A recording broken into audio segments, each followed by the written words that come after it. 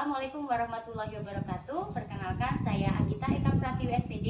Saya mengajar IPA di SMP Negeri 1 Seputih Raman sekaligus sebagai mahasiswa PPG dalam jabatan kategori 2 tahun 2022 di LPTK Universitas Negeri Makassar dengan nomor peserta PPG 201698493179. Berikut ini adalah video praktik pembelajaran saya.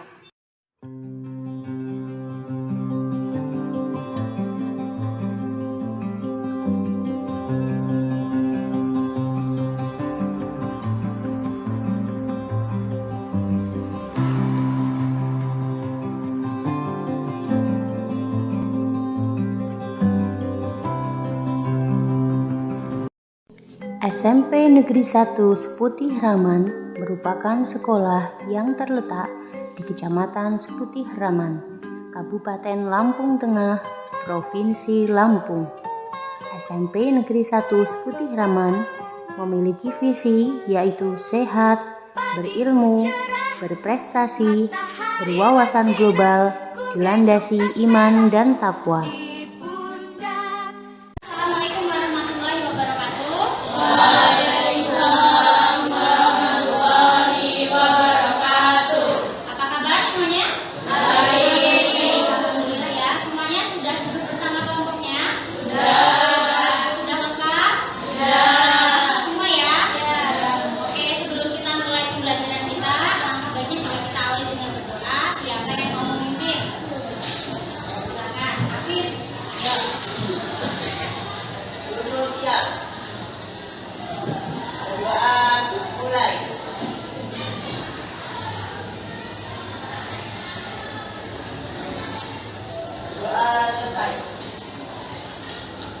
Beri salam. Selamat pagi, Bu. Selamat pagi. Oke, hari ini kita alhamdulillah bisa bertemu lagi tentunya dalam mata pelajaran apa? IPA ya. Sudah siap belajar? Sudah. Semua yang dibutuhkan untuk belajar ada di meja? Ya, pastikan dulu di sekitar kalian bersih. Masih ada sampah nggak di kolong meja?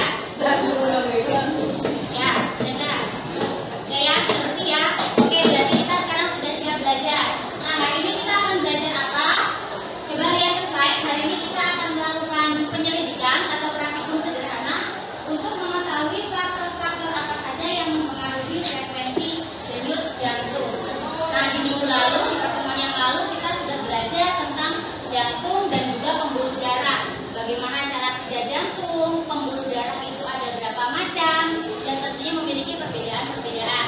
Masih ada yang ingat peredaran darah itu ada berapa macam?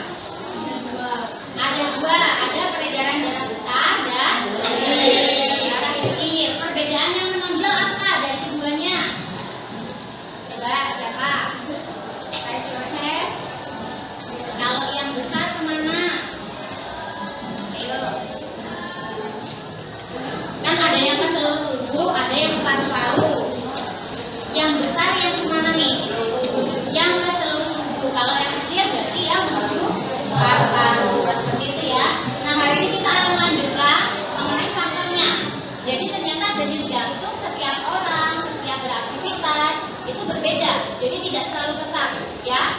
Nah, apa sih faktor yang bisa mempengaruhi? Nah, itu yang akan kita pelajari hari ini. Oke, semuanya lihat ke slide dulu ya.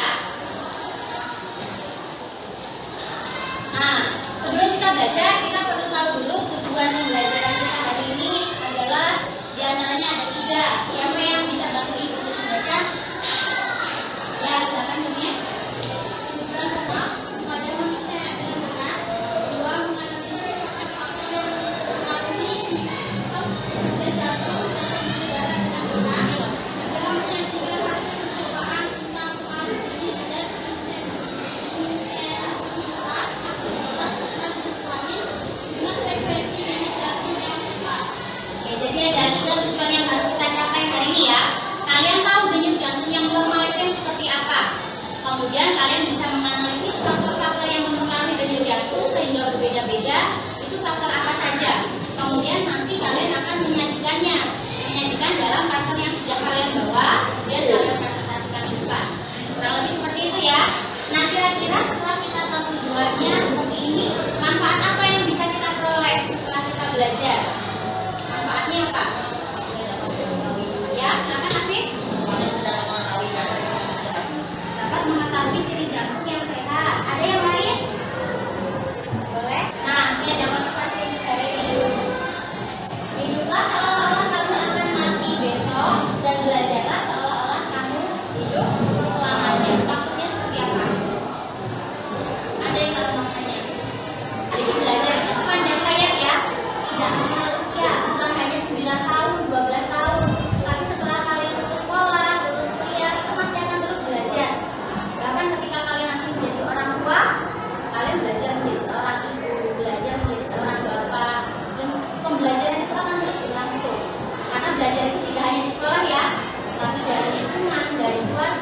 dari permasalahan yang kita hadapi, kita belajar untuk menemukan solusi, belajar untuk bersabar dan semuanya. Jadi ya, jadi belajar itu tidak sempit. Bisa dipahami? Sebelum kita melanjutkan materi kita, Ibu ingin kalian mengerjakan pretest terlebih dahulu. Kalian kerjakan 5 menit ya.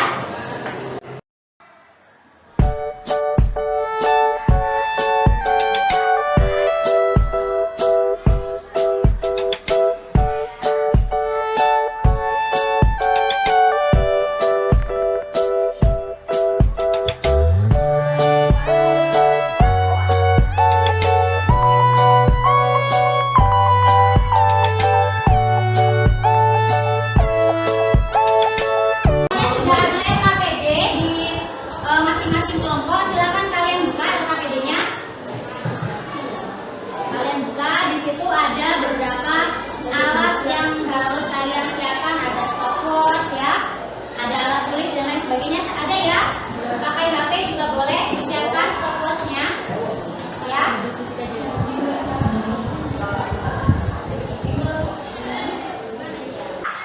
Ada 3 aktivitas yang perlu kalian lakukan di sini. Ya, ada 3 aktivitas yang kalian lakukan. Ada ketika duduk tenang, kemudian nanti kalian jalan santai, jadi jalan bolak-balik selama 1 menit, ya. Kemudian ada berlari-lari kecil, ya. Ibu contohkan, misalkan di sini ada 4 orang ya, misalkan 2 orang ini mengerjakan yang duduk tenang. Jadi 1 orang duduk tenang selama 1 menit, nggak apa-apain. Setelah 1 menit baru dihitung denyut nadinya selama 60 detik itu dia berdetak berapa kali tulis di sini. Ya, kemudian setelah dihitung dia suruh duduk kembali selama 2 menit. Jadi duduk 2 menit, jadi waktu istirahatnya lebih lama kan? Yang tadi 1 menit sekarang 2 menit. Setelah 2 menit istirahat, dihitung lagi berapa denyut denyutnya. Bisa dipahami sampai sini? Itu ya. Seperti pada pertemuan yang lalu, kalian sudah pernah Ibu minta untuk belajar membuat rumusan masalah ya? Sudah pernah ya? Rumusan masalah itu kalian merumuskan pertanyaan, ya. Masing-masing siswa di dalam kelompoknya merumuskan 1 pertanyaan. Kemudian nanti dipilih 1 yang paling sesuai dengan tujuan pembelajaran kita tadi, dilingkari buat hipotesisnya. Hipotesis itu jawaban sementara kalian terhadap pertanyaan yang sudah dibuat temannya. Bisa dipahami? Itu ya. Nah, rumusan masalahnya kalian buat dari mana? Dari artikel yang ada di sini di bagian tahukah Anda. Ya, di situ ada artikel, ada link YouTube-nya. Jadi ini bisa kalian klik, bisa kalian kunjungi link YouTube-nya tentang seseorang yang lari kelelahan kemudian dia meninggal. Jadi orang lomba lari kemudian dia meninggal. Ada hubungannya nggak dengan frekuensi dan jantung itu? Sampai sini dulu ada yang ditanyakan? Cukup? Kalau cukup, Ibu berikan waktu 5 menit untuk membuat rumusan masalahnya. Silakan dimulai dari sekarang. Kalau kesulitan, Ibu bisa buka link YouTube-nya dari sini.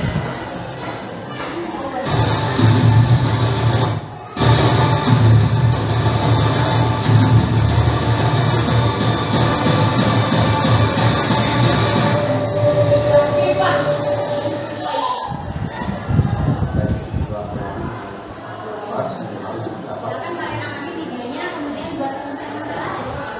Sebagian peserta lomba lari merupakan level tensi ini langsung mendapat murah saat menuju lomba lari. Karena itu ajang lomba ini sudah diwakili Presiden Aziz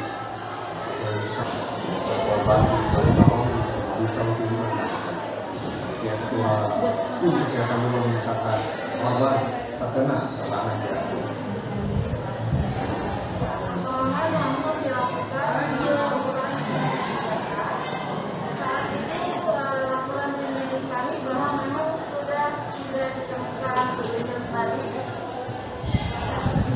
Seperti itu videonya. Jadi silakan kalian buat rumusan masalah dari video tadi ya, dan dari bacaan yang ada di artikel itu tulis di kolom rumusan. Silakan masing-masing merumuskan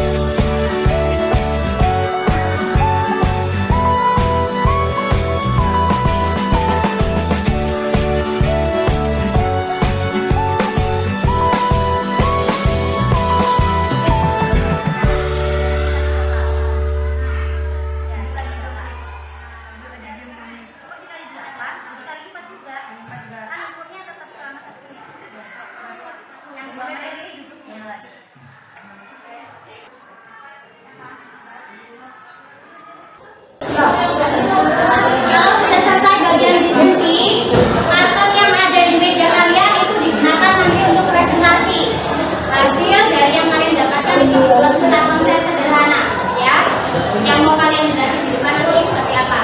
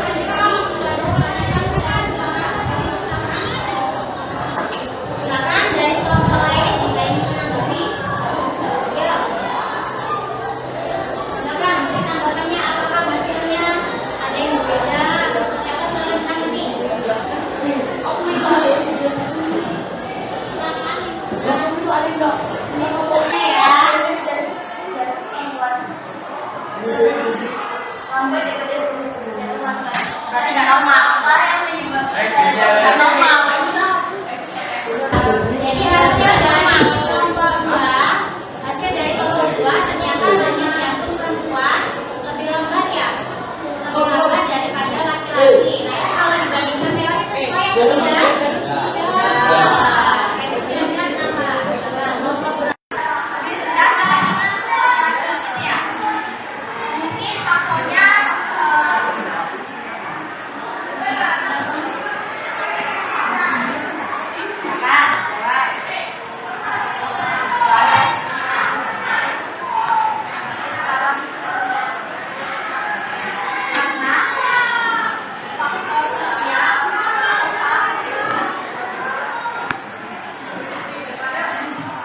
Sekian dari kelompok kami, kami ucapkan terima kasih dan selamat pagi.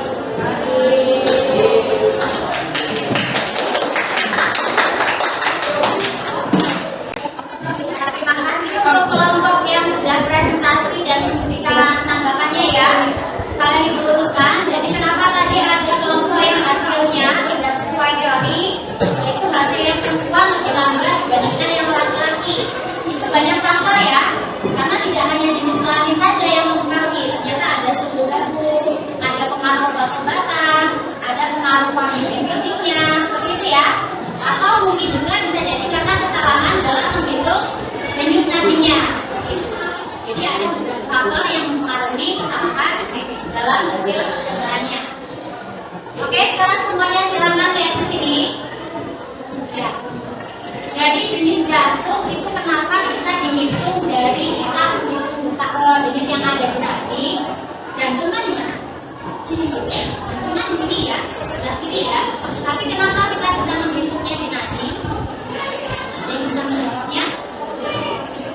Ini ada di sini, bisa kita menghitungnya di sini, bisa menghitungnya di sini. Karena tekanannya ada yang lain. Kirim saraf.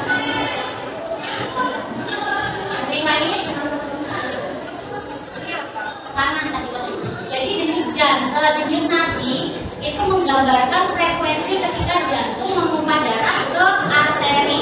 Misalnya sudah ibu tuliskan dulu. Jadi pembuluh darah kan kemarin ada dua ya. Ada pembuluh arteri atau yang dikenal dengan nadi. Itu pembuluh yang keluar dari jantung, ya. Ada yang menuju paru-paru, itu berarti peredaran darah kecil. Ada yang menuju seluruh tubuh. Berarti arteri yang terbesar atau kita sebut sebagai aorta, ya. Kemudian ada pembuluh vena, pembuluh yang balik, dia balik menuju jantungnya, bisa balik itu berarti kembali ke jantung. Dari seluruh tubuh dia membawa darah kotor ya. Darah kotor itu darah yang kayak CO2 atau CO2? CO2, darah yang kayak CO2 dari seluruh tubuh, ada racun-racunnya segala macam, dibawa kembali ke jantung, ya. Dari jantung nanti kemana? Ke peredaran darah kecil, dia akan ke paru-paru. Karena di paru-paru itu terdapat proses pertukaran CO2 dan O2. Nah nanti darah yang kayak O2 itu akan dikeluarkan lagi lewat arteri. Arteri kan keluar jantung, terus seluruh tubuh. Jadi yang diedarkan ke tubuh itu darah yang bersih, yang kaya oksigen. Sedangkan darah yang berasal dari tubuh balik lagi ke jantung itu darah yang kotor. Dari sisa-sisa metabolisme itu akan disaring lagi di paru-paru. Itu ya. Maka kita bisa mengukurnya lewat denyut nadi. Nah, denyut ini mudah diraba di tempat arteri melintasi sebuah tulang yang terletak dekat permukaan, seperti di sebelah pergerakan bagian kanan, kemudian di tengkorak dan di belokan mata kaki. Nah, ini untuk normalnya denyut nadi pada setiap orang. Ya, untuk orang dewasa dikategorikan kalian masuk ke yang dewasa itu 60 sampai 80. Itu untuk yang normalnya. Kalau kita beraktivitas lebih berat, hasilnya seperti apa tadi? Aktivitas yang lebih berat untuk dibandingkan dengan berlari, frekuensinya gimana? Berubah tidak? Berubah? Menjadi lebih banyak atau lebih sedikit? Lebih banyak karena aktivitas tubuhnya, metabolisme tubuhnya lebih tinggi, ya. Proses pembakarannya terjadi lebih tinggi, maka dia pemutusan darahnya lebih tinggi.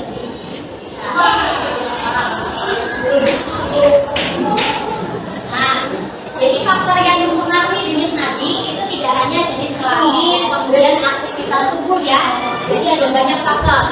Ada usia. Semakin tua, semakin bertambah usia, frekuensinya gimana Dio?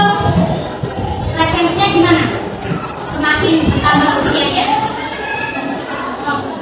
Semakin lambat. Karena apa? Karena orang yang semakin tua itu akan mengalami penurunan fungsi organ. Aktivitas tadi sudah kalian lakukan ya. Jenis kelamin sudah. Nah, suhu tubuh ini ketika dia mengalami kenaikan suhu sebesar 1 derajat Fahrenheit ya, itu maka akan mempengaruhi kerja jantungnya. Frekuensinya akan meningkat ketika suhu tubuhnya meningkat. Kemudian obat-obatan. Kalau ada yang mengkonsumsi obat-obatan rutin, itu juga bisa mempengaruhi kerja jantung. Jantungnya lebih berat atau berdetak kalau dia sedang mengkonsumsi obat-obatan. Jadi banyak faktor ya. Maka tadi ada yang tidak sesuai dengan teori karena ada faktor lain yang mempengaruhi. Bisa dipahami? Bisa? Nah ini jenis nanti untuk orang dewasa 60 sampai 80. Pada bayi itu lebih cepat lagi 100 sampai 140 kali. Kenapa tadi pada perempuan itu lebih cepat daripada laki-laki? Karena pola jantung itu lebih cepat. Ya, jadi ukuran jantung perempuan secara struktural itu lebih kecil dibandingkan dengan laki-laki. Akibatnya dia akan lebih cepat memompa. Jadi kalau diibaratkan kantong dia lebih cepat penuh gitu ya. Jadi memompa. Nah ini tadi ada yang kesulitan menemukan denyut nadinya, Afgan sama siapa tadi dua orang. Jadi kita bisa menemukannya di pergelangan tangan, seperti di sini, bisa di ubun-ubun ya. Tapi kalau ubun-ubun itu kalau bayi ya yang lebih terasa. Oke, kalau lebih seperti itu ada yang ingin ditanyakan? Ada yang ingin ditanyakan? Oke, untuk minggu depan kita akan belajar materi baru tentang gangguan pada sistem peredaran darah. Ini ya, ini gambaran materi kita selanjutnya. Ketika Anda sakit, apa yang terjadi? Ada yang tahu ini gambar apa? Bakteri. Ini ada bakteri. Ya, ada bakso itu. Sel darah putih. Jadi bakteri yang masuk ke dalam tubuh kalian itu akan difagosit, akan dimakan oleh si sel darah putih. Ya, kurang lebih seperti itu ya. Kalau tidak ada yang bertanya, kita coba dulu